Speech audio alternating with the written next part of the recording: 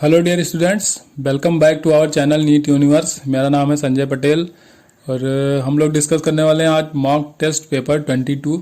इसमें फिजिक्स का पेपर देखना है हमको। तो चलिए शुरू करते हैं। यहाँ पे पहला क्वेश्चन आपका दिया गया है। यहाँ पे 2 रेन ड्रॉप्स हैं जो कि अर्थ की तरफ गिर रही हैं। तो यहाँ पे अर्थ सरफेस पे पहुंचने के बाद उनकी टर्मिनल वेलोसिटीज का जो रेशियो है वो 4:9 है। तो उन ड्रॉप्स की रेडियस का रेशियो आपसे पूछा गया। ठीक है, तो टर्मिनल वेलोसिटी का जो फार्मूला होता है उसका v equal to 2r² g upon 9 eta sigma minus rho. ठीक है, माइनस है। तो अब यहाँ पे देखिए जो भी टर्मिनल वेलोसिटी वो डायरेक्टली प्रोपोर्शनल टू हो जाएगा आर के, क्योंकि जी भी कांस्टेंट है, 9 तो ऐसे भी कांस्टेंट है, ईटा भी कांस्टेंट है, सिग्मा और रो भी कांस्टेंट है। ठीक है, तो यहाँ पे वी जो होता है वो directly proportional to r square होता है। तो आर हो जाएगा directly proportional to root of v. आपसे R1 R2 का रेशियो पूछा गया, V1 V2 का रेशियो दिया गया। तो यहाँ से आप निकाल सकते हो R1 बाई R2। यहाँ पे करोगे root of V1 by V2 का रेशियो दिया 4:9। तो ये सीधे R1 अपान R2 की जो वैल्यू हो जाएगी 2:3। ठीक है, ऑप्शन यहाँ पे सेकंड सही हो जाएगा, 2:3।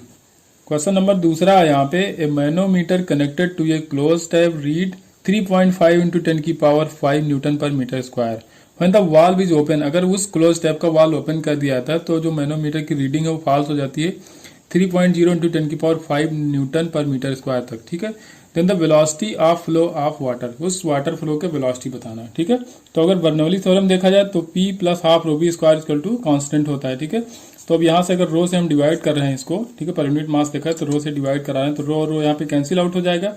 तो यहाँ पे हो जाएगा P by rho equal to, अगर इसका मैग्नीट्यूड लेंगे हम लोग तो हो जाएगा हाफ वी स्क्वायर। ठीक है, या half v square equal to हो जाएगा delta p, change in pressure upon rho. ठीक है, चेंज इन प्रेशर कितना है आपका 3.5 to 3 जा रहा है, तो इसका मतलब 0.5 इंटू 10⁻5 न्यूटन। देखिए डेंसिटी कितना हो जाएगा 10⁻3।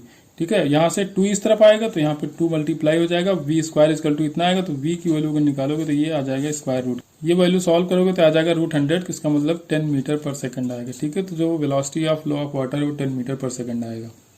क्वेश्चन नंबर 3 है। यहाँ पे कह रहा है एक दिवाली रॉकेट है जो इजेक्ट कर रहा है गैस 0.05 kg पर सेकंड और वेलोसिटी उसकी है 400 मीटर पर सेकंड। तो एक्सेलरेशन पूछा गया है। ठीक है, एक्सेलरेटिंग फोर्स पूछा गया है। तो एक्सेलरेटिंग फोर्स F की वैल्यू होती है UdM upon dt। F equal to UdM upon dt। U की वैल्यू आपको दिया गया है 400 मीटर पर सेकंड, dm अपान dt। देखिए मास कितना दिया है 0.5 किलोग्राम पर सेकंड क्वेश्चन में कहा गया है। तो यहाँ पर रख दोगे 0.05। ठीक है, इसको सॉल्व करोगे तो आ जाएगा 20 न्यूटन। तो जो भी फोर्स लगेगा एक्सेलरेटिंग फोर्स कितना लगेगा 20 न्यूटन। नेक्स्ट क्वेश्चन नंबर 4 है। यहाँ पे कहा गया the quantity of heat required to change the unit mass of a solid substance from the solid state to liquid state when the temperature remains constant is known as. देखिए अगर कोई ice होता है 0 डिग्री टेम्परेचर पे, तो 0 degree temperature ice से 0 degree temperature water तक change करने में जो भी एनर्जी लगती है उसको क्या बोलते हैं हम लोग, उसको बोलते हैं हम लोग लेटेंट हीट। ठीक है, उस प्रोसेस क्या बोलते हैं latent heat of fusion.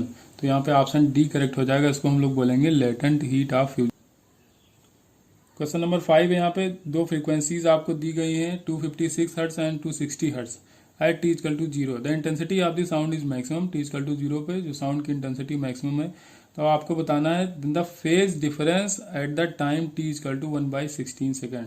Phase difference आपको बताना। तो देखिए फेज डिफरेंस का जो फार्मूला होता है d phi equal to 2π/t into t। ठीक है, तो आपको पहले यहाँ से निकालना पड़ेगा टाइम पीरियड कितना होगा। ठीक है, स्मॉल टी तो आपको दे दिया 1/16 सेकंड, तो यहाँ से टाइम पीरियड निकालना है। तो टाइम पीरियड अगर निकालना चाहो तो आप क्या हो जाएगा 1/Δf। ठीक है, 1/Δf। डेल्टा एफ की वैल्यू कितनी हो जाएगी 260 माइनस 256 करोगे तो 1/4 आ जाएगा। ठीक, कितना आएगा 1/4 सेकंड। तो कैपिटल टी की वैल्यू आ गई 1/4 सेकंड। यहाँ से फाई अगर निकालोगे तो 2π/t, टी की वैल्यू आ गई 1/4 सेकंड। यहाँ स्मॉल टी की वैल्यू 1/16 सेकंड पहले से दिया था। ये 4 ऊपर जाएगा। ठीक है, या यहीं से कैंसिल करो तो ये कैंसिल आउट हो जाएगा, 2 से ये कैंसिल हो जाएगा तो क्या बचेगा π/2। ठीक है, तो आंसर आ जाएगा आपका π/2। बस फेज डिफरेंस के दो फार्मूले होते हैं। ठीक है, टाइम के रेस्पेक्ट में पूछा है तो delta phi equal to 2π/t into small t करोगे। अगर पाथ डिफरेंस आपको दिया है, ठीक है, उससे फेज डिफरेंस निकालना है तो करो 2π/λ इंटू पाथ डिफरेंस। यहाँ से भी फेज डिफरेंस आ जाता है। ठीक है, तो यहाँ पे टाइम हमको दिया था तो हमने ये टाइम वाला यूज किया। नेक्स्ट क्वेश्चन नंबर 6 है। यहाँ पे कहा गया है कि दो वेव हैं जिनका सुपर इम्पोजिशन हो रहा है, उनका एम्पलीट्यूड सेम है, उनका जो रिजल्टेंट एम्पलीट्यूड है वो भी सेम ही है। ठीक है, तो दोनों वेव का जो एम्पलीट्यूड है उसका एम्पलीट्यूड रिजल्टेंट एम्पलीट्यूड के बराबर है। ठीक है, तो रिजल्टेंट मान लो कि ए है, तो ये किसके बराबर है, ए square plus A square plus 2a cos phi. आपको यहाँ पे फाई की वैल्यू बतानी है। ठीक है, स्क्वायर करोगे तो ये हो जाएगा ए स्क्वायर, यहाँ पे ए स्क्वायर स्क्वायर ये हो जाएगा 2a square plus 2a square cos phi. ठीक है, ए स्क्वायर कॉमन लेके कैंसिल कर दोगे, a square square cancel out हो जाएगा, यहाँ से 2 इधर आएगा तो 1 में माइनस होगा, तो यहाँ पे बचेगा -1 और ये 2 इसके नीचे चला गया तो -1/2 इक्वल टू कॉस फाई। ठीक है, तो फाई की वैल्यू क्या आ जाएगी यहाँ पे 2π/3। 2π/3 कॉस की वैल्यू होती है -1/2। अब बहुत लोग इसको कंफ्यूज हो जाते हैं कि हमको कैसे निकालना है। ठीक है, कि माइनस कब आ रहा है, या cos 120 की वैल्यू पूछ लिया तो परेशान हो जाते हैं। sin 122 या किसी जो नॉन डिग्री नहीं होती जिसका आपको पता हो, जैसे sin 45 का पता है, sin 60 का पता है, तो जैसे जो अननोन वाला आ जाता है, जैसे 270 का पूछ लिया तो उसमें कंफ्यूज, तो उसके लिए हम एक ट्रिक आपको बता दे रहे हैं। पहले ऐसे आप बना लो चारों क्वाड्रेंट। ठीक है, यहाँ पे लिख दो साइन थीटा, ठीक है, यहाँ लिख दो माइनस साइन थीटा, यहाँ पे लिख दो कॉस थीटा, यहाँ पे लिख दो माइनस कॉस थीटा। बस अब वैल्यूज रखते जाओ। ठीक है, जैसे आपसे पूछ ले ये क्या हो जाएगा, कॉस 0 हो जाएगा, यहाँ पे कॉस 0 है। ठीक है, यहाँ पे साइन 0 है, यहाँ पे साइन 180 है, यहाँ पे क्या है, ये कॉस 180 हो जाएगा। अब देखो कॉस 0 की वैल्यू पूछ ले तो कॉस 0 की वैल्यू तो 1 हो जाती है। ठीक है, तो यहाँ रखो कॉस 0 कहाँ होगा, यही होगा, तो कॉस 0 की तो आपको पता है 1। अब आपसे पूछ लिया कॉस 120 की बताओ। ठीक है, कॉस 120, तो 0 से चलना शुरू करो, 0 से चलना शुरू किया, ऐसे आ रहे हो, कॉस 120 आपको जाना है, ऐसे चले आओ, यहाँ तक आ जाओ, और फिर ये कितना आ गया, 90 डिग्री आ गया, 30 डिग्री और चलना है, तो यहाँ से 30 डिग्री और चले आओ, तो ये हो जाएगा cos 120 की वैल्यू। ठीक है, अब इसकी वैल्यू कैसे निकालोगे, यहाँ से देख लो, माइनस साइन थीटा, माइनस रखोगे आगे साइन थीटा, यहाँ कितना, ये 30 है तो साइन 30 की वैल्यू 1/2 होती है, तो माइनस हाफ हो जाएगा, तो ये टोटल कितना आ गया 120, cos 120 की वैल्यू कितनी आ गई, माइनस हाफ। ऐसे अगर पूछ ले आपसे cos 270 की बताओ। ठीक है, 270 आपको बताना है, तो यहाँ चले 90 आ गए, 180 आ गए, ये यहाँ पहुंचोगे तो cos 270 पूरा होगा यहाँ पे, तो cos 270 जब पूरा होगा तो यहाँ पे कहाँ पहुंचोगे, साइन 0 पहुंच जाएगा। ठीक है, क्योंकि साइन से ये वाला जो साइन है इसी के एक्सिस पे है, तो ये साइन 0 हो जाएगा, साइन 0 की वैल्यू है 0, साइन 0 जो होता है वो 0 होता है, तो cos 270 0 हो जाएगा। तो इस तरह आप निकालो, बड़े आराम से निकालोगे। चलिए क्वेश्चन नंबर 7 देखते हैं। क्वेश्चन नंबर 7 यहाँ पे दिया गया, एक प्रोग्रेसिव वेव की इक्वेशन दी गई है, आपसे वेव की वेलोसिटी पूछी गई। तो वेव की वेलोसिटी का जो क्वेश्चन है मैं लास्ट पेपर में भी करा चुका हूँ, उसमें क्या था, coefficient of T upon coefficient of x करना है, बस वेलोसिटी निकल के आई 2628 अपॉन 3.14। ठीक है, 31.4, यहाँ से पॉइंट हटाओ, यहाँ 0 जाएगा, इसको कैंसिल करोगे 2 हो जाएगा, आ जाएगा 20। यहाँ पे सेंटीमीटर में दिया था एम्पलीट्यूड, क्वेश्चन में कहा गया, इसलिए सेंटीमीटर में आंसर आएगा 20 सेंटीमीटर पर सेकंड। ठीक है, ऑप्शन सही हो जाएगा सी। क्वेश्चन नंबर 8 है, यहाँ पे साउंड वेव की वेलोसिटी दी गई 330 मीटर पर सेकंड। यहाँ पे कहा गया for a particular sound in the year path difference is 40 centimetre. Path difference कितना, 40 सेंटीमीटर दिया गया है, is equivalent two phase difference of 1.6 पाई। ठीक है, फेज डिफरेंस कितना 1.6 पाई, जब पाथ डिफरेंस कितना है 40 सेंटीमीटर।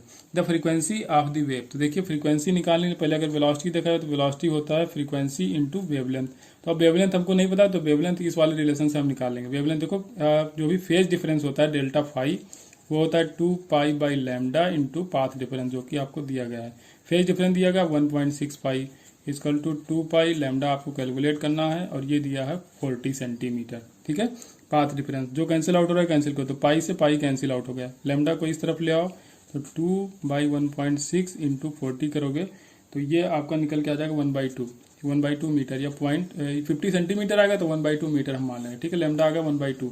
अब आपको चाहिए फ्रीक्वेंसी, तो यहाँ पे वेलोसिटी कितना है 330 है, फ्रीक्वेंसी आपको निकालना है, लैम्डा रखो 1/2, 2 इधर आ जाए तो फ्रीक्वेंसी आ जाएगी 660। ठीक है, यहाँ 330 को 2 से मल्टीप्लाई कराओगे 660 आ जाएगा, ऑप्शन सही हो जाएगा यहाँ पे सी। क्वेश्चन नंबर 9 है, यहाँ पे कहा गया कोई पार्टिकल है जो किसी सर्कुलर पाथ में मूव कर रहा है यूनिफॉर्म स्पीड से, तो इसमें कौन सा ऑप्शन सही होगा। तो देखिए भाई, ये पीरियोडिक मोशन होता है, सिंपल हार्मोनिक मोशन नहीं होता है। ठीक है, एसएचएम नहीं होता है, क्योंकि एसएचएम के लिए स्पेशल कंडीशन होती है, उस पर जो लगने वाला फोर्स होता है डायरेक्टली प्रोपोर्शनल होता है -12x के।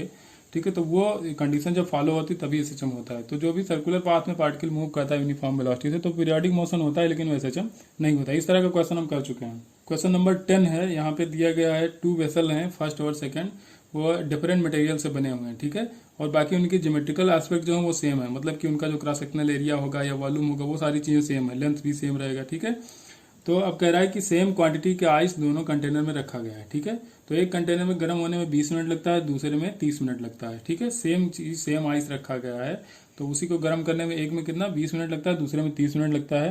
तो उसमें थर्मल कंडक्टिविटी का रेशियो पूछा गया सेकंड टू फर्स्ट। ठीक है, K2/K1 की वैल्यू पूछा गया। तो देखिए क्यू हीट माना दिया जा रहा है, कोई भी आइस है, m ग्राम की आइस है, उसको किसी कंटेनर में गर्म करने के लिए क्यू हीट दिया पड़ा। ठीक है, तो उसमें क्या कहा गया आपसे कि बाकी चीजें सेम है। ठीक है, रियल लेंथ सेम है, बस क्या है थर्मल कंडक्टिविटी में चेंज होगा क्योंकि डिफरेंट मटेरियल यूज हुआ है। तो देखिए बाकी सारी चीजें जब कांस्टेंट हो जाएंगी तो यहाँ पे क्या हो जाएगा K1T1 इक्वल टू हो जाएगा K2T2। आपको K2/K1 की वैल्यू बतानी, K2/K1 बताना, तो क्या हो जाएगा T1/T2। T1 कितना है यहाँ पे 20 मिनट, T2 है 30 मिनट, तो हो जाएगा 2:3। ठीक है, ऑप्शन आ जाएगा आपका 2:3। अब देखिए यहाँ पे 1.5 दिया, अब हमको समझ नहीं आ रहा है कि आंसर यहाँ पे 1.5 आपके उसमें टेस्ट पेपर में जो आंसर दिया था उसमें 1.5 दे रहा है, लेकिन K2/K1 जब क्वेश्चन में साफ साफ कह रखा है तो ये आएगा 2/3। और जहां तक गलती की गुंजाइश की बात है तो एनटीए अपने मेन पेपर में जब गलती कर देता है, नीट का जो मेन पेपर होता है, तो ये तो मॉक टेस्ट पेपर है।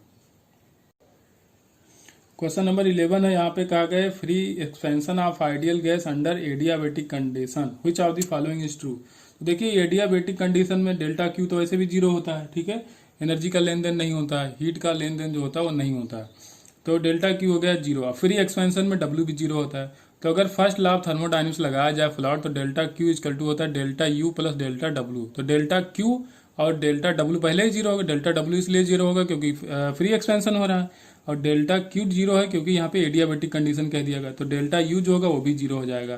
तो यहाँ पे पहला ऑप्शन सही हो जाएगा, Q equal to W equal to 0 and delta U equal to 0। ये केमिस्ट्री में भी पूछ लिया गया, इस तरह का क्वेश्चन केमिस्ट्री में भी आया है, फिजिक्स में भी पूछा गया है। ठीक है, तो दोनों तरीके से आप याद रखेंगे, जब भी फ्री एक्सपेंशन कह दे एडियाबेटिक कंडीशन कह दे तो तीनों चीजें यहाँ पे 0 हो जाएंगी। क्वेश्चन नंबर 12 जो आपके सामने दिख रहा है, तो भैया ऐसा क्वेश्चन मैं करा चुका हूँ, ये पूछा भी जा चुका है। ठीक है, ये एज इट इज क्वेश्चन आया था, इसी साल 19 में आया था। ठीक है, तो बस कुछ नहीं, इसमें एक डाई एटॉमिक गैस है, एक मोनोएटॉमिक गैस है, तो आपको टोटल इंटरनल एनर्जी बताना है। तो इंटरनल एनर्जी का फॉर्मूला होता है F/2 nRT, तो F1N1 RT कर दिया F1। डाई एटॉमिक गैस का जो डिग्री ऑफ फ्रीडम होता है 5, तो हो जाएगा 5/2, यहाँ पे 2 मोल दिया गया है, RT करोगे प्लस F2। मोनोएटॉमिक गैस का जो डिग्री ऑफ फ्रीडम होता है 3 होता है, 3/2 इंटू इक्वल 4 वॉल्यूम दिया गया है, 4 मोल दिया गया है इंटू RT, सॉल्व करोगे आ जाएगा 11 RT। ठीक है, ये क्वेश्चन बहुत बार पूछा गया है, एनटीए मॉक टेस्ट पेपर में भी हम करा चुके हैं इसको। ठीक है, क्वेश्चन का रिपीटेशन शुरू हो चुका है अब तक।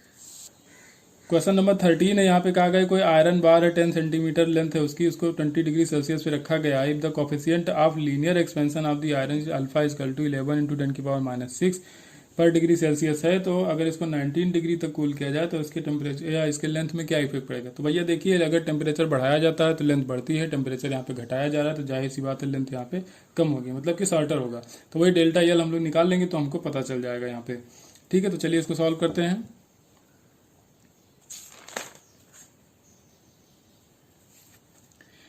डेल्टा एल की जो वैल्यू होता है एल अल्फा डेल्टा थीटा। ठीक है, यहाँ से निकला है L dash equal to L1 minus alpha delta theta, यहाँ से निकालोगे तो डेल्टा एल इक्वल टू यही आता है। ठीक है, बस सारी वैल्यूज रखते हो। एल कितना है 10 सेंटीमीटर है, अल्फा की वैल्यू है 11 इंटू 10⁻⁻�6 और डेल्टा थीटा कितना है 19 माइनस 20 करोगे तो -1 आ जाएगा। ठीक है, तो इसको सॉल्व करोगे तो ये हो जाएगा -1 -10 हो जाएगा, -110 हो जाएगा यहाँ पे, और 10⁻⁻6 है। ठीक है, तो 11 इंटू 10⁻⁵ इस तरह दिया गया आपसे ऑप्शन में, तो इसलिए हम कर रहे हैं सेंटीमीटर में आया क्योंकि 10 को हमने सेंटीमीटर में रखा था। माइनस में क्यों आ रहा है क्योंकि इतना कम होगा।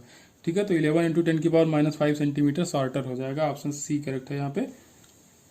क्वेश्चन नंबर 14 है, यहाँ पे 3 यूनिट वेक्टर्स हैं जो एक दूसरे से 60 डिग्री एंगल पे हैं, तो उनका रिजल्टेंट वेक्टर आपको बताना है क्या होगा। ठीक है, तो यूनिट वेक्टर है, unit vector a, unit vector b, unit vector सी।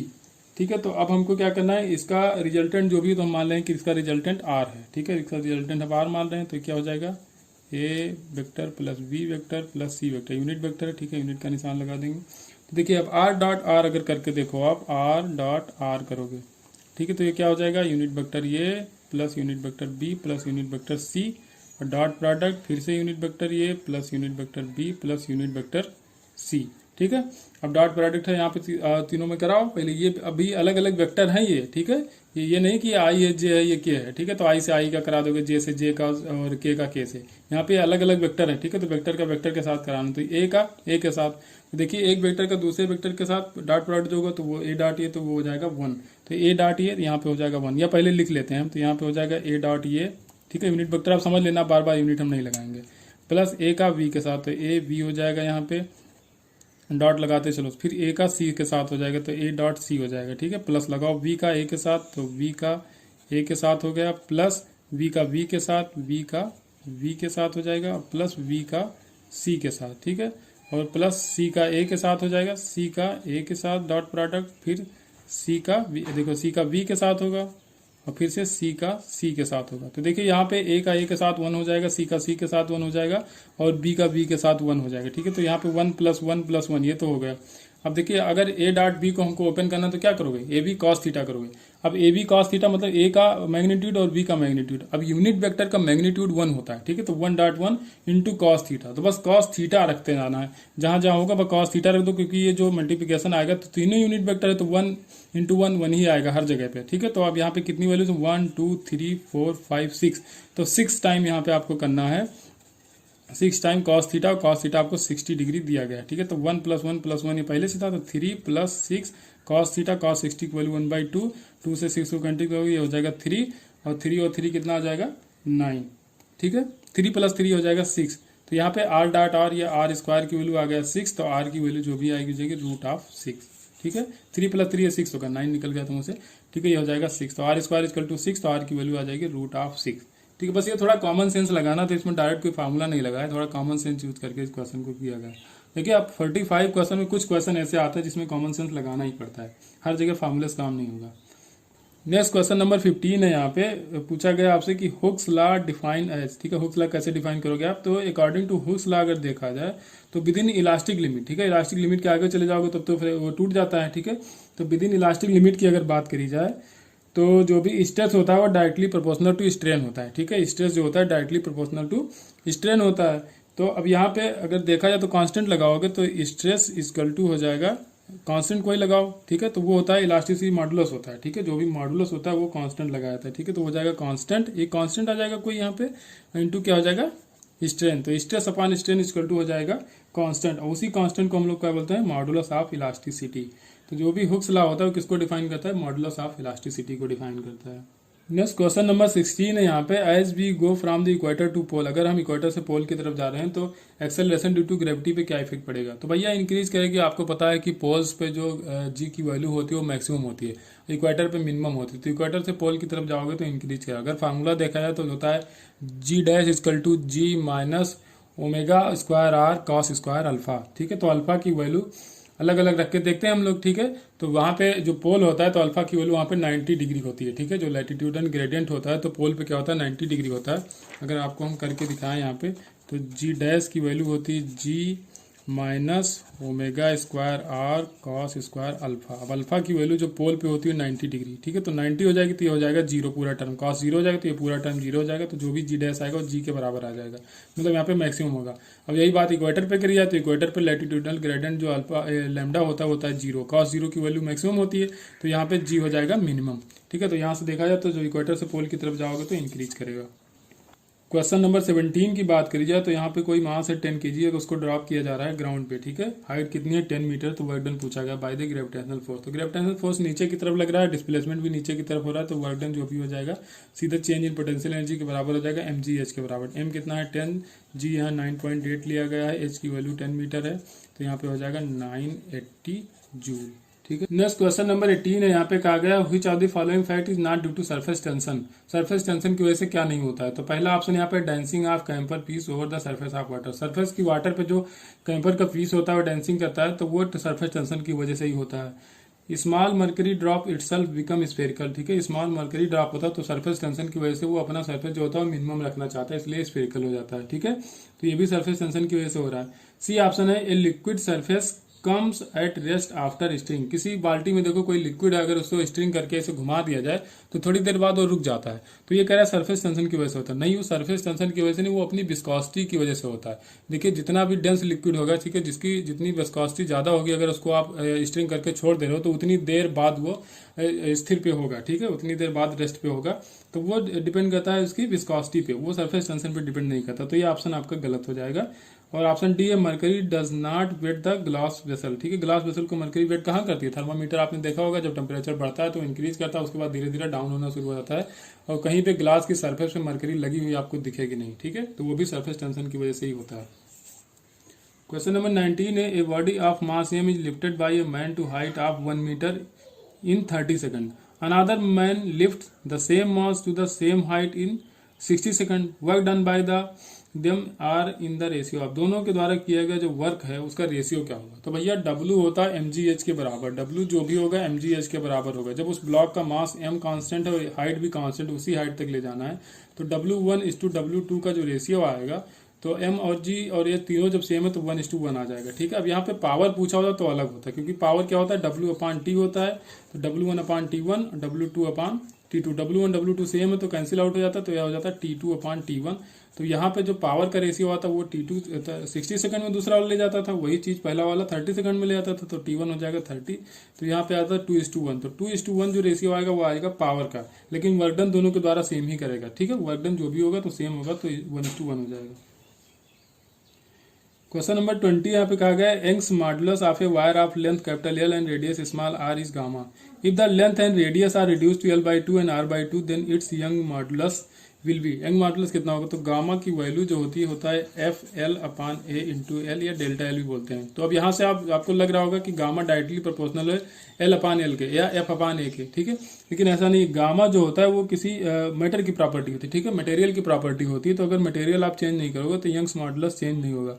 उसकी रेडियस बढ़ाओ, लेंथ बढ़ाओ, घटाओ, कोई फर्क नहीं पड़ेगा। तो जो भी यंग्स मॉडुलस है वो गामा ही रहेगा। बस इतना आपको पता। अभी सॉल्व करोगे यहाँ तो आप गामा/2 निकल के आ जाएगा, लेकिन गामा/2 नहीं होगा, यहाँ पे गामा ही रहेगा, क्योंकि ये मैटर पे डिपेंड करता है, ये रेडियस और लेंथ पे डिपेंड नहीं करता है। ठीक है, मटेरियल की प्रॉपर्टी होती है।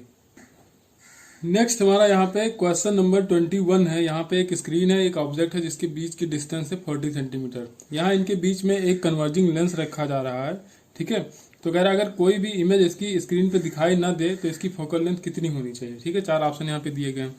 तो जब भी कोई कन्वर्जिंग लेंस होता है तो अगर रियल ऑब्जेक्ट की रियल इमेज बनानी है, ठीक है, तो उसका जो भी इनके बीच डिस्टेंस होगा, ठीक है, ऑब्जेक्ट और स्क्रीन के बीच जो डिस्टेंस d होगा वो greater than or equal to होना चाहिए 4 टाइम फोकल लेंथ के। ठीक है, ये इमेज बनने की कंडीशन है। जब इमेज बनेगी, ठीक है, तो d की वैल्यू आपको दिया है 40 सेंटीमीटर और ये f हो गया 4, इधर नीचे आ जाएगा। तो f की जो वैल्यू आएगी वो 10 से कम या उसके बराबर आनी चाहिए। ठीक है, 10 से कम या उसके बराबर जब इमेज बनेगी। लेकिन आपसे क्वेश्चन में कहा गया कि कोई इमेज इसकी दिखाई ना दे। ठीक है, इमेज कहा गया इसमें if no position of the lens could be found. तो उसके लिए आप देखिए ये तो निकल के आया, एफ कितना होना चाहिए? 10 से कम या 10 के बराबर होना चाहिए, तब इमेज बनेगी। लेकिन इमेज ना बनने के लिए इसी एफ की value must be greater than 10 होना चाहिए। ठीक, नेक्स्ट क्वेश्चन नंबर 22 यहाँ पे कहा गया एक पॉजिटिव पॉइंट चार्ज है Q। इसको लिया जा रहा है एक आइसोलेटेड अनचार्ज मेटल क्यूब के पास में। ठीक है, एक पॉजिटिव पॉइंट चार्ज है Q जिसको ले जाया जा रहा है एक अनचार्ज मेटल क्यूब के पास। तो कह रहा है कि क्यूब के कितना चार्ज होगा, नेट कितना चार्ज होगा।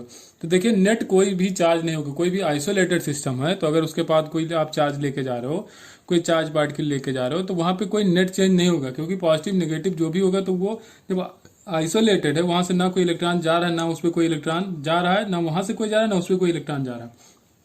तो जो भी नेट चार्ज होगा तो वो कांस्टेंट रहेगा। ठीक है, तो डी ऑप्शन यहाँ पे करेक्ट हो जाएगा। The cube remains neutral. ठीक है, वो न्यूट्रल ही रहेगी, उस पर कोई नेट चार्ज नहीं आएगा। क्वेश्चन नंबर 23 है a capacitor of capacity C charge to a potential V। The flux of the electric field through a close surface enclosing the capacitor is. उस कैपेसिटर पे क्लोज जो भी सरफेस होगा वहां से इलेक्ट्रिक फ्लक्स कितना पास होगा। तो इलेक्ट्रिक फ्लक्स का फार्मूला जो होता है वो होता है Q/ε0। तो आपको लगेगा कि Q=CV होता है, तो CV/ε0 होगा, जो कि ऑप्शन ए दिया गया है। ठीक है, आप तुरंत इसको लगा के आ जाओगे। लेकिन यहाँ पे देखो कोई कैपेसिटर है, ठीक है, पहला प्लेट कैपेसिटर, तो जितना चार्ज इस पे पॉजिटिव होगा एक प्लेट पे उतना ही दूसरी तरफ नेगेटिव चार्ज होता है। तो नेट जो भी चार्ज होता है वो हो जाता है जीरो। तो जब नेट चार्ज जीरो हो जाएगा तो फ्लक्स क्या हो जाएगा, जीरो। तो भैया यहाँ पे ध्यान रखना है, फ्लक्स हो जाएगा यहाँ पे जीरो। यहाँ पे CV अपान एप्सिलॉन नॉट लगा के मत आना, ठीक है। यहाँ Q अपान एप्सिलॉन नॉट था, Q आप देखोगे तुरंत CV के बराबर होता है। पहला ऑप्शन भी दिया है, तुरंत खुश हो गए, ऑप्शन सही है, लेकिन नहीं है। यहाँ पे नेट जो चार्ज होता है वो जीरो होता है। तो कॉन्सेप्ट से चलिए, आप हवा में मत उड़िए। मूव करते हैं क्वेश्चन नंबर 24। क्वेश्चन नंबर यहाँ पे 24। यहाँ पे दो रजिस्टर दिए गए हैं R और 2R, ठीक है। इनको कनेक्ट किया जा रहा है सीरीज में। तो कहा गया जो थर्मल एनर्जी डेवलप होगी R और 2R में, उनका रेशियो क्या होगा। तो देखिए H जो होता है I स्क्वायर R, ठीक है। अब देखिए, अब ये पैरेलल में है, तो पैरेलल में क्या सेम होता है, करंट सेम होती है। जो करंट इस R में जाएगी उसी वही करंट इस 2R में भी जाएगी। तो करंट हो गई कांस्टेंट, तो H जो होगा डायरेक्टली प्रोपोर्शनल टू R हो जाएगा। तो H1 अपान H2 जो होगा तो क्या हो जाएगा, R अपान 2R, मतलब 1/2, ठीक है। 1:2 ऑप्शन पहला सही हो जाएगा।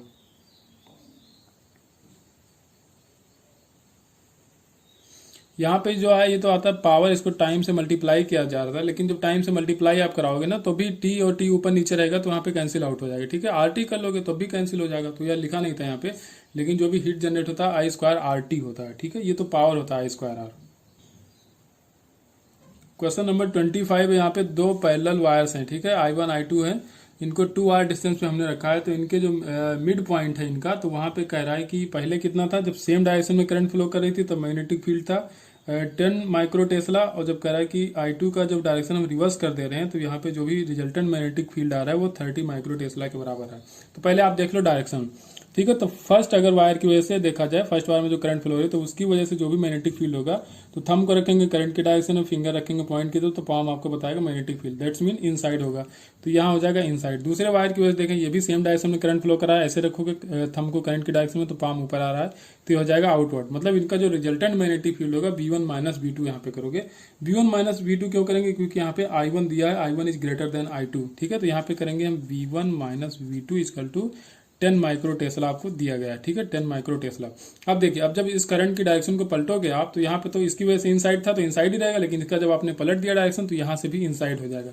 तब दोनों को ऐड कर देंगे, तो दोनों को मैग्नेटिक फील्ड ऐड करोगे तो V1 plus V2 equal to हो जाएगा, दिया आपको 30 माइक्रो टेस्ला दिया हुआ है, ठीक है। अब इसको क्या करो, इक्वेशन 1 इक्वेशन 2 दोनों को ऐड करो आपस में, तो V2 कैंसिल आउट हो जाएगा, माइनस प्लस, यहाँ पे बचेगा 2V1 इक्वल टू हो जाएगा 40 माइक्रो टेस्ला। तो V1 आ जाएगा आपका 20 माइक्रो टेस्ला, ठीक है। V1 आ गया 20 माइक्रो टेस्ला। अब यहाँ पे रख दो V1 की वैल्यू, ठीक है। तो V1 को इस तरफ लाओगे या V2 को इस तरफ लाओ, V1 20 है, 10 इधर माइनस हो जाएगा, तो V2 निकल के आ जाएगा आपका, V2 निकल के आएगा 10 माइक्रो टेस्ला, ठीक है, 10 माइक्रो टेस्ला। अब I1 I2 का रेशियो आपसे पूछा गया है, ठीक है। तो देखिए V जो होता है magnetic field due to current carrying wire, mu naught I upon 2πr, ठीक है। R भी सेम है क्योंकि इस डिस्टेंस में कोई चेंज नहीं हुआ, यहाँ से ये भी डिस्टेंस में कोई चेंज नहीं हुआ, तो म्यू नॉट भी कांस्टेंट, तो डायरेक्टली प्रोपोर्शनल टू I हो जाएगा। तो V1 अपान V2 का जो रेशियो होगा वही I1 अपान I2 का रेशियो हो जाएगा। तो I1 अपान I2 का ratio V1 by V2, V1 है 20 और V2 है 10, तो ये कैंसिल आउट, 2:1 आ जाएगा, इसका मतलब 2 आएगा। रेशियो कितना हो जाएगा इसका, 2। नेक्स्ट क्वेश्चन नंबर 26 है, the desirable property of the making permanent magnet is. देखिए, परमानेंट मैग्नेट बनाने के लिए हमको चाहिए high retentivity and high coercive force, ठीक है। High retentivity, high coercive force, और एक चीज इसमें ऑप्शन में नहीं दिया गया है जो कि होता है हाई परमेबिलिटी, ठीक है। तो परमेबिलिटी भी, जो भी मैग्नेटिक परमेबिलिटी होती है उस मटेरियल की, तो वो भी हाई होनी चाहिए, ठीक है। तो जो भी परमानेंट मैग्नेट है तो उसको बनाने के लिए तीनों चीज हाई होनी चाहिए, ठीक है। High retentivity, high coercive force और हाई मैग्नेटिक परमेबिलिटी। तो ऑप्शन ए पहला यहाँ पे करेक्ट हो जाएगा। क्वेश्चन नंबर 27 यहाँ पे पूछा गया, the peak voltage in the 220 volt AC sources. Peak voltage पूछा गया, ये VRMS आपको दिया गया। तो VRMS जो होता है वो होता है V0 बाई √2, पीक बाई √2 होता है, तब निकल के आता है VRMS। तो VRMS आपको दिया गया है और पीक पूछा गया तो बस √2 से मल्टीप्लाई करा दो, तो 220 इंटू √2 की वैल्यू होती है 1.41। इसको जब सॉल्व करोगे तो आ जाएगा 310, ठीक है, 310 वोल्ट हो जाएगा। इसको याद ही कर लो, √2 के फॉर्म में ज्यादातर पूछा जाता है, ठीक है। तो इसको याद कर लो, 220 आपके घरों में सप्लाई होती है तो इसलिए मोस्टली यही वैल्यू दी जाती है, तो इसको याद कर लो आप ऐसे ही, ठीक है। पीक वैल्यू जब 310 होगी तो आपका VRMS कितना आएगा, 220 आएगा। तो इसको आप न्यूमेरिकल में यूज कर सकते हो कहीं भी। क्वेश्चन नंबर 28 है, यहाँ पे कहा गया, let NR and NB the respectively the number of photo electron emitted by red bulb and blue bulb of equal power is given time, ठीक है। इक्वल पावर कहा गया तो पावर इनका इक्वल करना है हमको, ठीक है। तो P रेड मतलब पावर रेड का और P ब्लू के बराबर करेंगे। तो जो भी पावर होगा एच अपान लेमडा करो तो ये हो जाती है एनर्जी, ठीक है। एच अपान लेमडा क्या होता है, एनर्जी। तो अपान टाइम कर दोगे तो क्या पावर निकल के आ जाएगा, ठीक है। लेकिन अब हमको क्या करना है, पर यूनिट टाइम निकालना है, ठीक है। तो टाइम नहीं रख रहे हैं हम, तो लेमडा आर करोगे, ठीक है। पावर आर कर ले रहे हो तो लेमडा भी आर करोगे into N R, number of proton से भी मल्टीप्लाई करा तो टोटल पावर आ जाएगी इसकी, और इसकी total power N V into H C upon lambda V. H C यहाँ पे कैंसिल आउट हो जाएगा, ठीक है। अब हमको क्या करना है यहाँ पे, अब देखिए N R upon N B निकालो, तो N R upon N V equal to हो जाएगा लेमडा आर, इस तरफ चला जाएगा तो lambda R upon lambda B. अब देखो क्या ज्यादा होता है, वेवलेंथ किसकी ज्यादा होती है, विबग्योर में अगर आप जाओगे, विबग्योर जो होता है तो रेड की वेवलेंथ सबसे ज्यादा होती है, ठीक है। वायलेट की सबसे कम, इधर जाओगे तो वेवलेंथ बढ़ती जाती है। लेमडा इंक्रीज का तो सबसे ज्यादा वेवलेंथ होती है रेड की, तो यहाँ पे भी लेमडा आर ज्यादा होगा लेमडा ब्लू से, तो एन आर भी ज्यादा होगा एन बी से। बस ऑप्शन सही हो जाएगा, N R is greater than N V. Question number 29, यहाँ पे कोई अल्फा पार्टिकल है जिसको बम्बार्ड किया जा रहा है एक नाइट्रोजन एटम पे, ठीक है। एज ए रिजल्ट यहाँ पे बनता है O17 न्यूक्लियस इज फॉर्म, ठीक है। पार्टिकल इज इमिटेड, कौन सा पार्टिकल यहाँ पे इमिट होगा, तो लिख लो, रिएक्शन बैलेंस कर लो आपका, ठीक है। एन हो जाएगा, ये दिया है 14, ये होता है 7 प्लस यहाँ पे अल्फा पार्टिकल का बम्बार्ड मतलब हीलियम न्यूक्लियस का किया जा रहा है, तो ये हो जाएगा 2, ये हो जाएगा 4, ठीक है। बम्बार्डमेंट किया गया, यहाँ पे निकल नहीं रहा है यहाँ पे, ठीक है। इसको बम्बार्डमेंट इस पे किया गया, तो अब रिएक्शन को बैलेंस करो तो यहाँ पे कितना आना चाहिए, ये 14 इंटू 4 हो जाना चाहिए 18, लेकिन ऑक्सीजन 17 दिया, ठीक है 17। यहाँ पे ऑक्सीजन कितना होता है, एटॉमिक नंबर 8 होता है, प्लस अब यहाँ पे कितना आना चाहिए, 7 + 2 ये 9 आना चाहिए, लेकिन यहाँ पे 8 है। यहाँ पे 14 + 4 ये 18 आना चाहिए, लेकिन 17 मतलब 1 बच रहा है, 1 यहाँ पे 1 यहाँ पे, तो ये क्या हो जाएगा, प्रोटॉन हो जाएगा बस। तो क्या होगा यहाँ पे, इमिशन किसका होगा, प्रोटॉन का होगा। क्वेश्चन नंबर 30, यहाँ पे 20 वोल्ट का एसी सप्लाई दिया गया इस सर्किट में, ठीक है। यहाँ पे एक इंडक्टर लगा हुआ, एक रेजिस्टेंस लगा हुआ, ठीक है। तो जो भी रेजिस्टेंस में पोटेंशियल का ड्रॉप आ रहा है वो आ रहा है 12 वोल्ट, और जो इंडक्टर है उसका सर्किट का रेजिस्टेंस है उसको कहा गया नेग्लिजिबल है, तो उससे वोल्टेज कितना होगा, वोल्टेज ड्रॉप कितना होगा, ठीक है। तो अगर रेजिस्टेंस होता, प्योरली रेजिस्टिव सर्किट होती, तो यहाँ पे 20 वोल्ट था, तो यहाँ पे अगर रेजिस्टेंस में 12 वोल्ट पहले से ड्रॉप हो रहा तो कितना बचता है, 8 वोल्ट बचता, तो 8 वोल्ट यहाँ पे ड्रॉप हो जाता है। लेकिन ये इंडक्टर है, इस केस में ऐसा नहीं होता है, ठीक है। तो यहाँ पे क्या करोगे आप, जो भी रिजल्टेंट कितना आपने दिया है 20, तो 20 का करोगे, यहाँ पे क्या करोगे, वी आर का स्क्वायर प्लस वी एल का स्क्वायर, ठीक है। 20 का स्क्वायर कर लो तो ये स्क्वायर रूट हट जाएगा, तो इधर आ जाएगा 400 इक्वल टू वी आर का स्क्वायर, वी आर का स्क्वायर 12 का स्क्वायर करोगे 144 आ जाएगा, प्लस वी एल का स्क्वायर करोगे यहाँ पे, तो वी एल का स्क्वायर यहाँ पे करोगे तो माइनस हो जाएगा, यहाँ पे 400 माइनस 144 करोगे तो आ जाएगा 256, तो V L square equal to 256, तो वी एल की वैल्यू आ जाएगी 16, क्योंकि 16 का स्क्वायर जो होता है 256 के बराबर होता है। अभी नॉर्मल स्क्वायर आप याद रखो, 12 का स्क्वायर तो कम से कम आपको याद ही होना चाहिए, 12 का 13 का, ये बहुत फ्रिक्वेंटली यूज होते हैं। क्वेश्चन नंबर 31 है, इसमें दिया गया an EMF of 5 volt is produce in an inductor when the current change at the steady rate from 3 ampere to 2 ampere in 1 millisecond, the value of self inductance, ठीक है। तो यहाँ पे ई देखा जाए, मैग्नीट्यूड ऑफ ई देखा जाए तो हो जाएगा LdI/dt के बराबर। यूं तो यू होता है माइनस LdI/dt, ठीक है, लेकिन आपको मैग्नीट्यूड देखना है तो ई इक्वल टू हो जाएगा LdI/dt। एल ई दिया आपको 5 वोल्ट इंड्यूस हो रहा है, एल आपसे पूछा गया DI/dt, DI कितना है 3 एम्पियर टू 2 एम्पियर, मतलब 1 एम्पियर चेंज हो रहा है कितने टाइम में, 10⁻³ सेकंड में, ठीक है। 1 मिली सेकंड बोला गया, तो एल की वैल्यू जो आ गई, इधर ले जाओगे इसको तो 5 × 10⁻³ या 5 मिली हेनरी भी बोल सकते हो, ठीक है।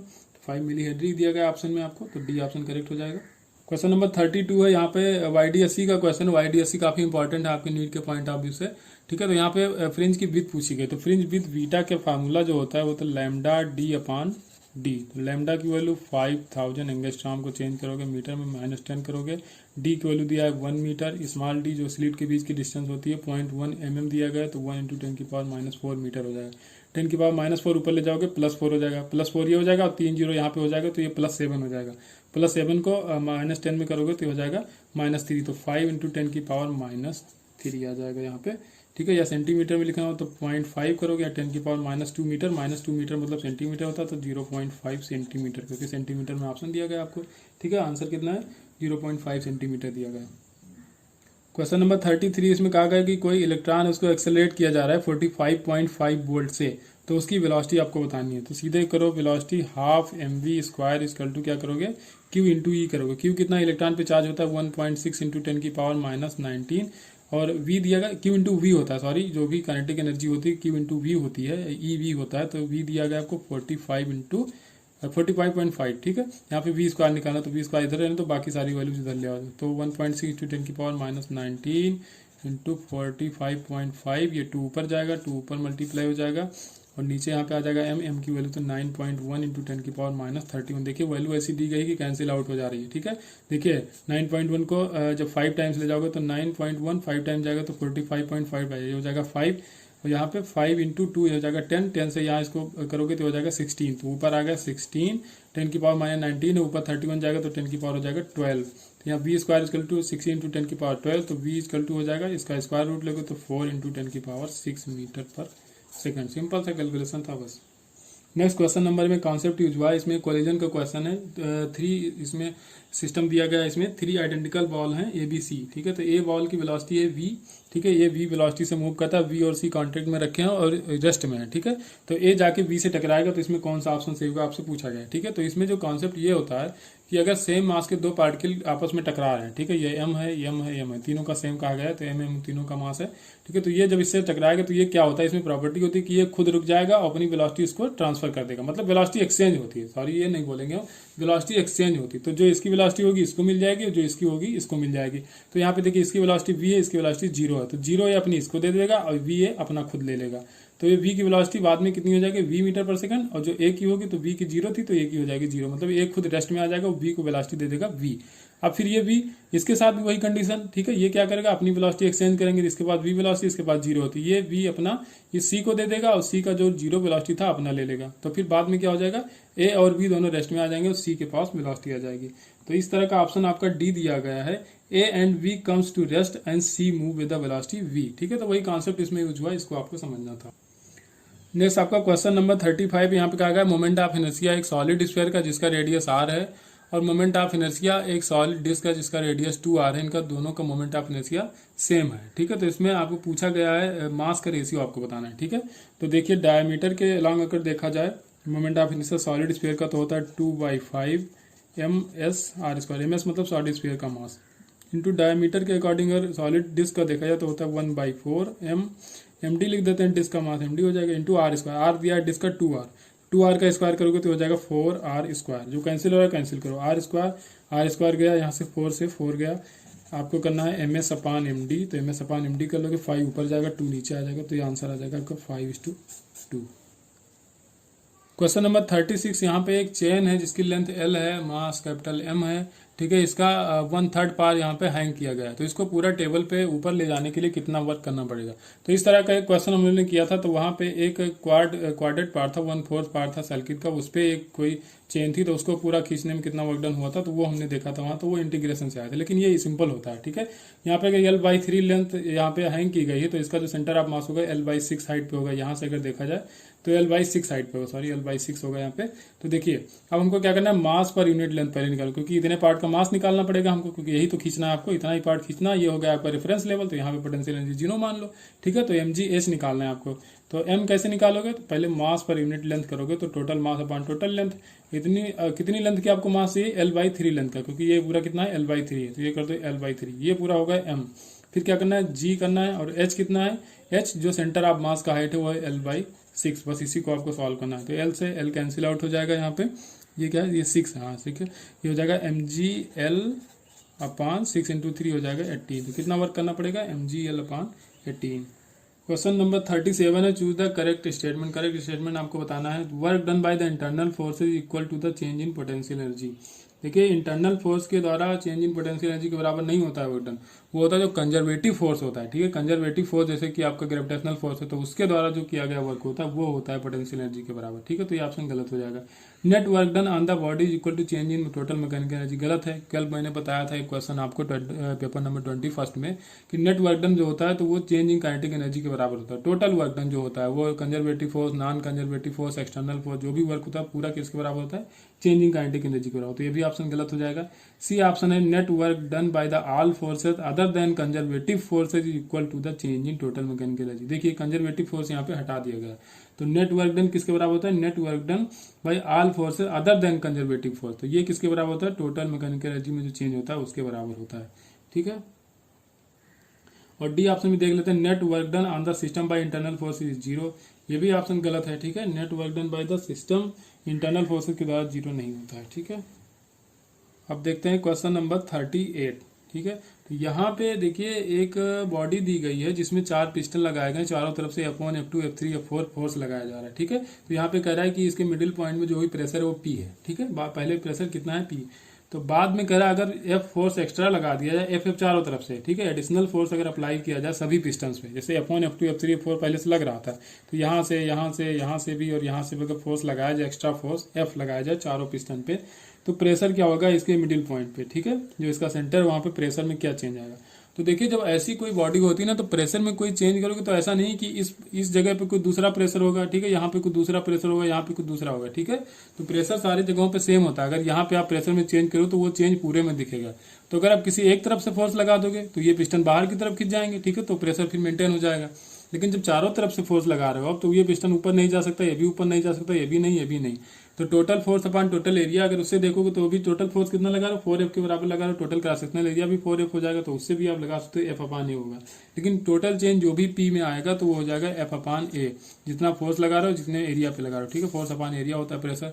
तो प्रेशर में जो भी चेंज करोगे तो वो हर पॉइंट पे चेंज होगा। आपको चेंज जो भी दिखेगा वो हर पॉइंट पे दिखेगा, किसी एक पॉइंट पे नहीं दिखेगा, ठीक है। तो ऑप्शन पहला यहाँ पे सही हो जाएगा। प्रेशर में चेंज होगी वो कितना हो जाएगा, F/A हो जाएगा, एडिशनल फोर्स जो भी आएगा।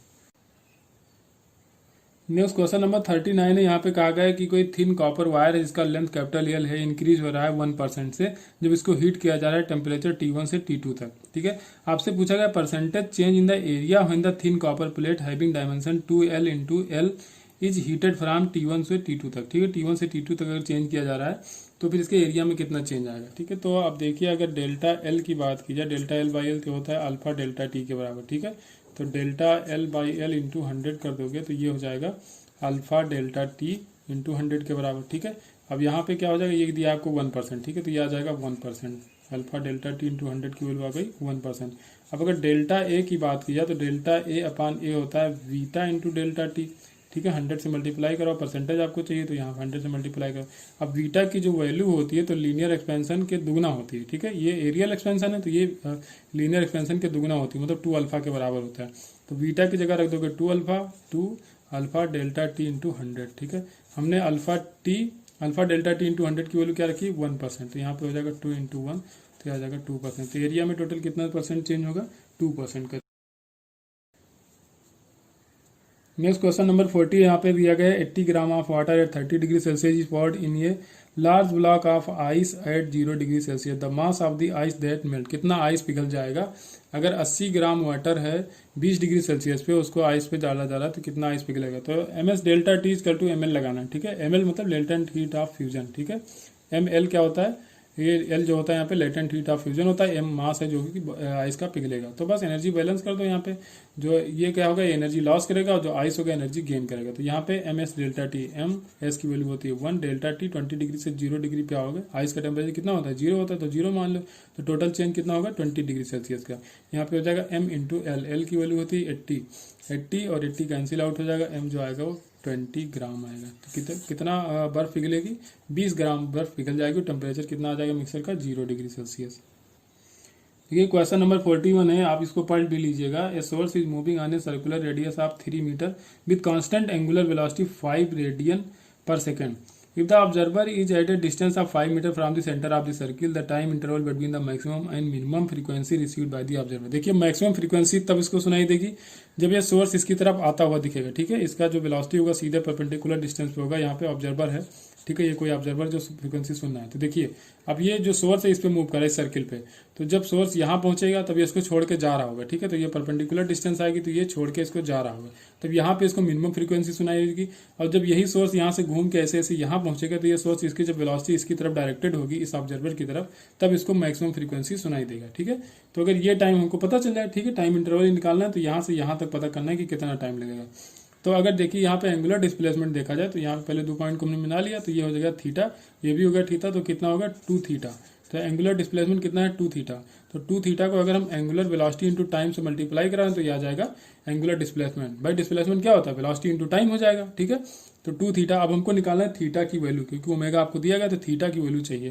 तो थीटा अगर देखा जाए तो कॉस थीटा होता है बेस अपॉन हाइपोटेनस। तो बेस कितना हो जाएगा 3 मीटर और हाइपोटेनस का हो जाएगा ये 5 मीटर। तो कॉस थीटा की वैल्यू हो गई 3/5। तो बस यहाँ पे 2 थीटा की वैल्यू या थीटा इक्वल टू देखा जाए तो हो जाएगा कॉस इनवर्स 3/5, ठीक है। तो अब यहाँ से 2 थीटा की वैल्यू देखो तो 2 हो जाएगा 2 cos inverse 3/5 equal to omega T. Omega की वैल्यू कितना है 5 दिया हो तो टी आपको निकालना है तो ओमेगा की वैल्यू 2 के नीचे ले आओ तो 2/5 cos इनवर्स 3/5, ठीक है। ये आंसर आपका आएगा T equal to 2/5 cos inverse, ठीक है। ये इनवर्स है, ये 13 नहीं है, ध्यान रखना, cos इनवर्स 3/5। आंसर सही हो जाएगा आपका सी। क्वेश्चन नंबर 42 है। यहाँ पे एक बहुत अच्छा क्वेश्चन है, इसको हम कह सकते हैं कि इसको आप छोड़ भी सकते थे, या ये क्वेश्चन जो होगा ये रैंक डिसाइडिंग क्वेश्चन होगा, ठीक है। कहा गया आपसे ये uniform rod of length L and mass capital M has been placed on a rough horizontal surface as shown in the figure. आपको फिगर दिख रहा होगा। The rod is pulled by the applying horizontal force, the coefficient of friction mu between the surface and the rod is given by. Surface और rod के बीच जो friction वो दिया गया है, ठीक है। फ्रिक्शन म्यू है, म्यू की वैल्यू कितना दी गई है, म्यू नॉट एक्स तब है जब एक्स की वैल्यू किसके 0 से ज्यादा है और एल से कम है, तब क्या होगा, म्यू नॉट एक्स होगा म्यू की वैल्यू। और म्यू की वैल्यू 0 होगा कब, जब एक्स होगा आपका एल से ज्यादा होगा। जब भी एक्स होगा, जो एल लेंथ की ब्लॉक रखा है ना, तो एल लेंथ से जब एक्स ज्यादा होगा तब म्यू की वैल्यू क्या हो जाएगी 0। मतलब इसी के लेंथ के बीच में जब एक्स रहेगा 0 और एल के बीच में, तभी म्यू नॉट एक्स के बराबर होगा। तो यहाँ पे कहा गया the heat generated due to friction as the rod move by the distance L. जब एल डिस्टेंस तक हम लोग मूव करते हैं तो फ्रिक्शन के द्वारा कितना हीट जनरेट होगा। तो जो वर्क डन होगा फ्रिक्शन द्वारा, ठीक है, फ्रिक्शन द्वारा जो भी वर्क डन होगा फ्रिक्शनल फोर्स के द्वारा, तो वही हो जाएगा हीट जनरेट के बराबर, ठीक है। तो W इक्वल टू, या हीट जनरेट की बात की जाए, हीट जनरेट हो जाएगा minus of work done by friction, ठीक है, वर्क डन बाई फ्रिक्शन हो जाएगा। तो देखिए अब पहले हम वर्क डन बाई फ्रिक्शन निकाल लें, तो W इक्वल टू होता है माइनस FR इंटू dx, ठीक है, क्योंकि हमको कहाँ से 0 से L तक जाना है। FR क्या होता है, फ्रिक्शनल फोर्स जो होता है वो जाए म्यू mg के बराबर, ठीक है। तो म्यू कितना रखेंगे, यहाँ पे रखेंगे म्यू नॉट इंटू एक्स, तो ये हो जाएगा म्यू नॉट इंटू एक्स रखेंगे यहाँ पे।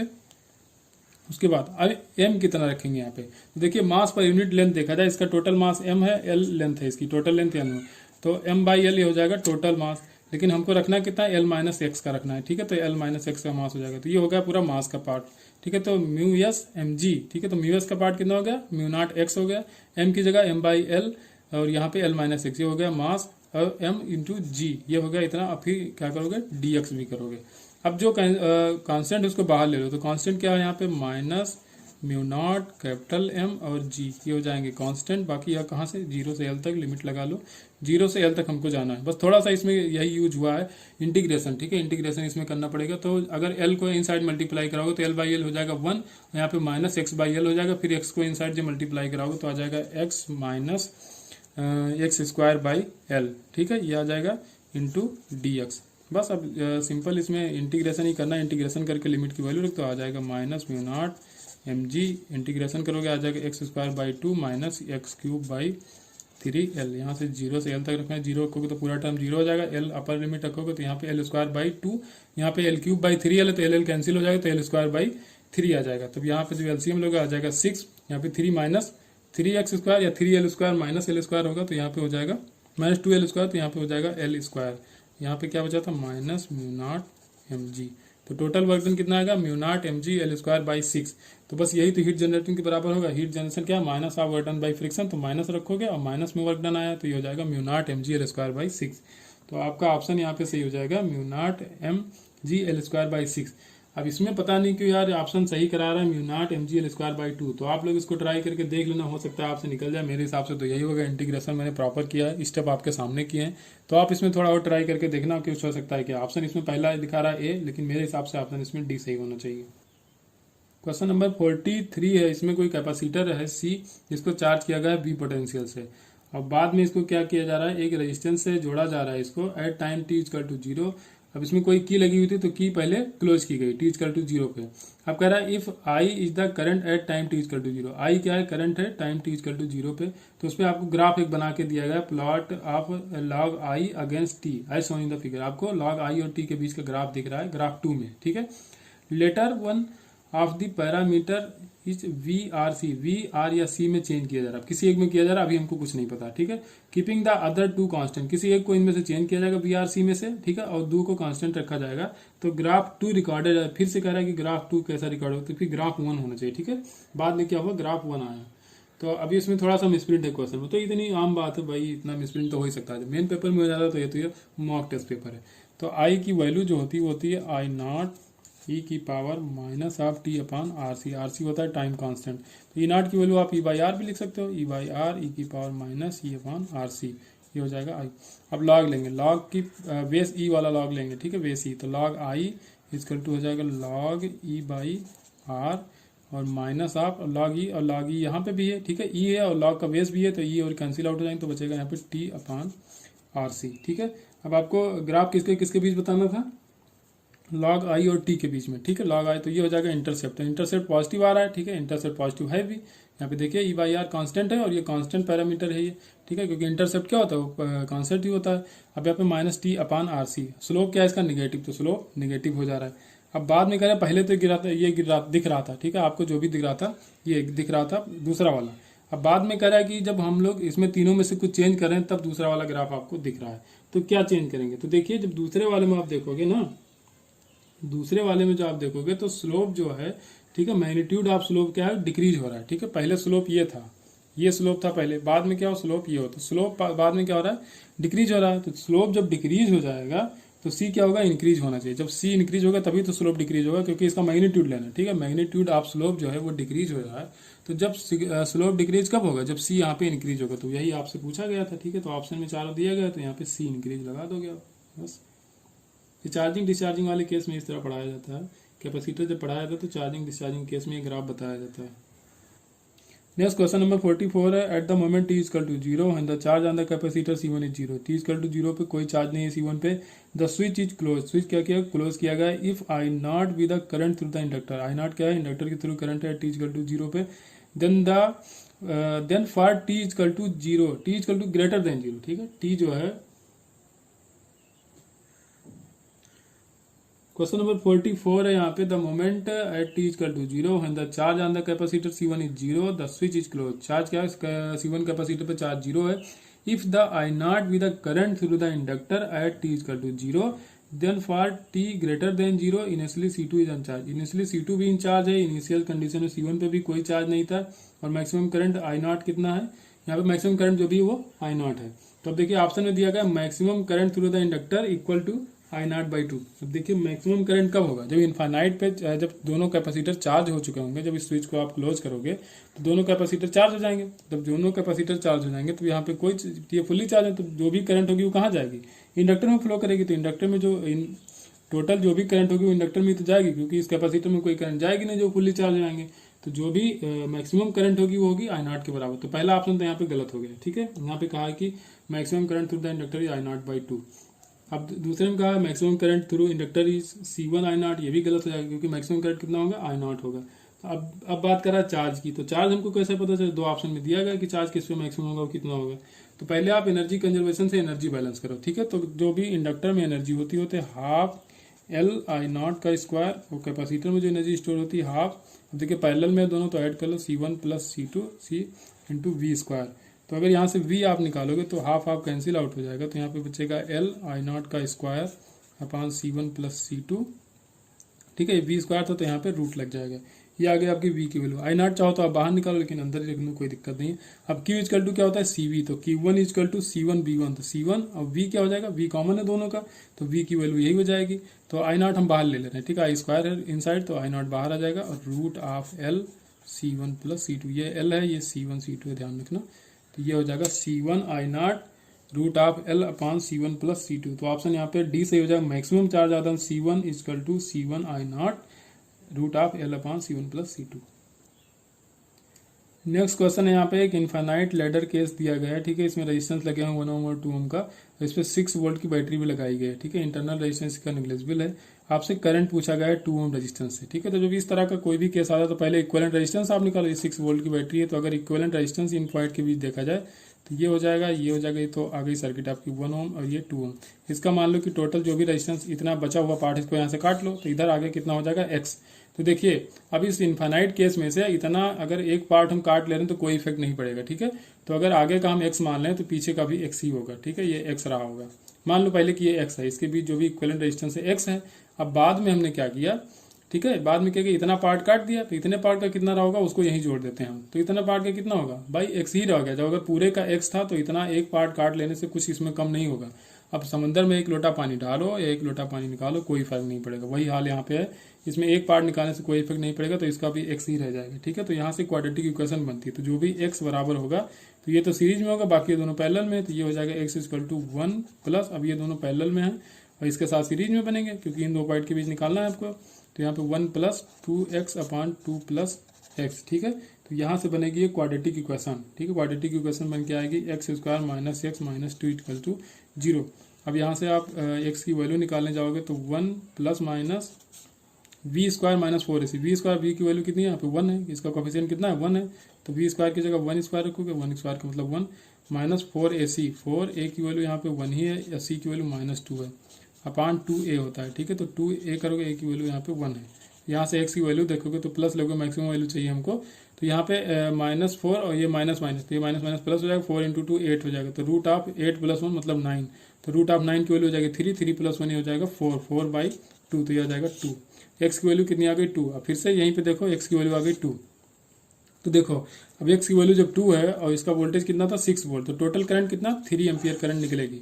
तो यहाँ से जो भी करंट पास होगी, अगर फिर से हम बना के दिखाएं आपको, यहीं पे देख लो, यहाँ से 3 एम्पियर करंट निकलेगी। ठीक है, तो 3 एम्पियर करंट निकली यहाँ से अगर, तो ये 2 ओम रेजिस्टेंस है, ये भी 2 ओम है, तो ये 1 ओम का है, तो इससे तो 3 ओम ही पास होगी। ठीक है, 3 एम्पियर पास होगी, 3 एम्पियर यहाँ जब पहुंचेगी तो 2 ओम रेजिस्टेंस ये भी, एक्स की वैल्यू भी आपने जब 2 ओम निकाल लिया तो 1.5 इधर चली जाएगी, 1.5 इधर चली जाएगी, तो बस कितना आ जाएगा 1.5 एम्पियर आ जाएगा।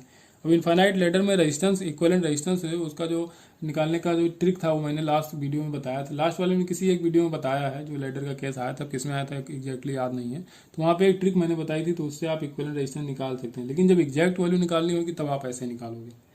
तो बस ये हुआ आपका पेपर नंबर 22, और अपना फीडबैक आप लोग देते रहिए, और प्लीज़ आप लोग कमेंट कीजिए, अच्छा लगता है, अच्छे अच्छे कमेंट आ रहे हैं आप लोगों के, इसी वजह से काम करने में और मज़ा आ रहा है। ठीक है, तो हम लगातार इसको करते रहेंगे, जब तक आपका एग्जाम नहीं होगा, जब तक एनटीए पेपर देता रहेगा तब तक हम सॉल्व कराते रहेंगे। ठीक है, तो ऑल दी बेस्ट, आप लोग सॉल्व करते रहिए इसको, और चलिए इसमें इतना रखते हैं, बाकी हम लोग मिलेंगे नेक्स्ट वीडियो में। Thank you.